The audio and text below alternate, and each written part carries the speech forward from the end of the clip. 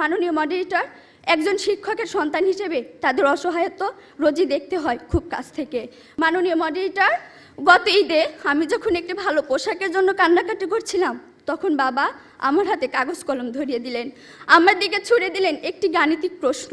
একজন দিনমজুরের দৈনিক আয় 300 টাকা হলে মাসে তিনি কত টাকা আয় করেন? মাননীয় মডারেটর, মুখে মুখে বাবাকে জবাব দিলাম 9000 টাকা। বাবা আমার কাঁধে হাত রাখলেন, চুলের মাঝে হালতো বিলি কেটে বললেন, মা রে, তোর এই বাবা হাই স্কুলে শিক্ষক হিসেবে মাসে 8000 টাকা বেতন পায়। আমি কোনো প্রশ্ন করতে পারিনি বাবাকে, লজ্জায় বাবার মাথাটা নিচু হয়েছিল। পৌরাত্বের দ্বার প্রান্তে দাঁড়ানো বাবার বয়সী চোখ হতে খসে পড়ে জল।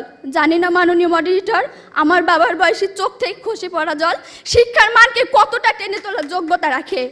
মাননীয় মডারেটর, এই যদি হয় শিক্ষাগুরুর জীবন, তাহলে একটা সময় হয়তো এদেশে আর কোনো শিক্ষকই পাওয়া যাবে না।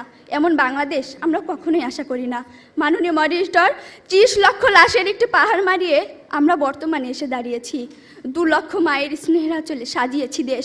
প্রতিপক্ষ বঙ্গবন্ধুর স্বপ্ন, লাখো শহীদের প্রত্যাশা আর বীর জননীর ত্যাগের প্রতিদান দেওয়ার এখনই সময়। আর তার জন্য চাই শিক্ষাক্ষেত্রে অধিক বিনিয়োগের মাধ্যমে টেকসই উন্নয়ন নিশ্চিত করা।